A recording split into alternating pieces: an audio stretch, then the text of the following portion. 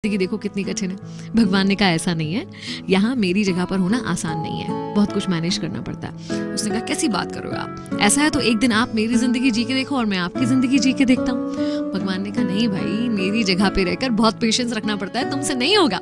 उसने कहा जरूर होगा, आप मुझे मौका दो, आप जो कहोगे जैसा कहोगे करूंगा, लेकिन एक दिन के लिए मुझे भगवान बनने दो और आप एक साधारण इंसान बन के जी के देखो। भगवान मान गए, लेकिन भगवान ने कंडीशन रखी कि बहुत सारे लोग आएंगे, तुमसे कुछ भी कहेंगे, लेकिन तुम्हें रिएक्ट नहीं करना है। वो तुमसे चाहे प्रार्थना करें, चाहे तुम्हें अच्छा बोले बुरा बोले, तुम्हें सीधे खड़े रहना है, ना तुम्हें कुछ बोलना है, ना अपनी जगह से हिलना है, बिल्कुल मूर्ति की तरह ही खड़े रहना। उसने कहा ठीक है, इसमें कौन सी बड़ी बात है, मैं कर लूंगा। अब बन गया वो सेवक भगवान, और भगवान निकल गए एक दिन की छुट्टी पर। सबसे पहले एक व्यापारी आया मंदिर में, जिसने हाथ जोड़कर प्रार्थना करी कि हे भगवान, एक नई फैक्ट्री लगा रहा हूँ, मुझे खूब धन धान्य देना, मेरे उस फैक्ट्री को खूब तरक्की देना। ऐसा बोलते हुए जैसे ही झुका तो उसका वॉलेट गिर गया, वॉलेट वो वहीं भूल कर चला गया। अब मूर्ति बने सेवक को मन करा कि उसे रोक कर बता दूं कि तेरा वॉलेट गिर गया भाई, मगर नहीं बता पाया क्योंकि कंडीशन थी कि बोलना नहीं है, हिलना नहीं है। उसके बाद एक गरीब व्यक्ति आया, जेब से 1 रुपया दिखाकर बोला कि ये लास्ट 1 रुपया बचा है, क्या करूं, इससे माँ की दवाइयां खरीदूं या परिवार का पेट भरूं, समझ नहीं आ रहा भगवान, मैं कैसे जीवित रहूं और अपने परिवार को जीवित रखूं। और देखा उसने नीचे तो उसको सामने एक वॉलेट पड़ा हुआ दिख गया।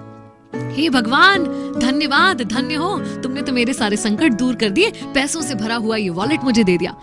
इसके मन में आया कि अरे मैंने नहीं दिया, ये चोरी करके जा रहा है, इसे रोक लूं, लेकिन कंडीशन वही थी कि ये बोल नहीं सकता है और हिल नहीं सकता है।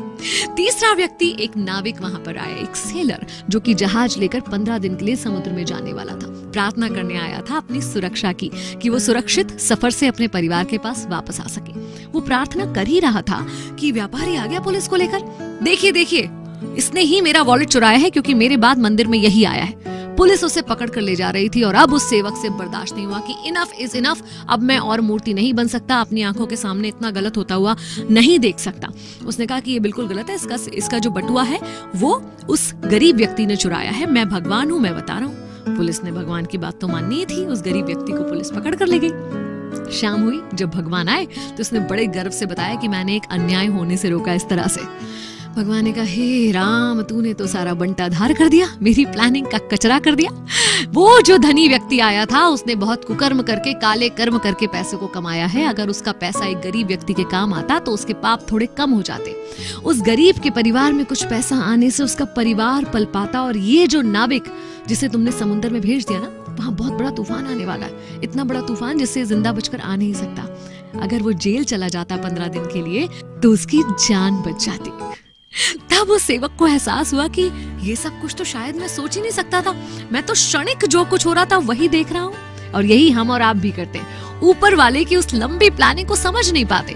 कुछ क्षणों के लिए जो चीजें हमें लगती हैं कि हमारे साथ गलत हो रही हैं, एक्चुअली उसके पीछे भगवान का कुछ बड़ा अच्छा सा प्लान छुपा होता है। याद रखिए, अगर ये आपकी मर्जी से नहीं हो रहा है ना, तो ये भगवान की मर्जी से हो रहा है, और जो कुछ भगवान की मर्जी से होता है वो बहुत अच्छा होता है।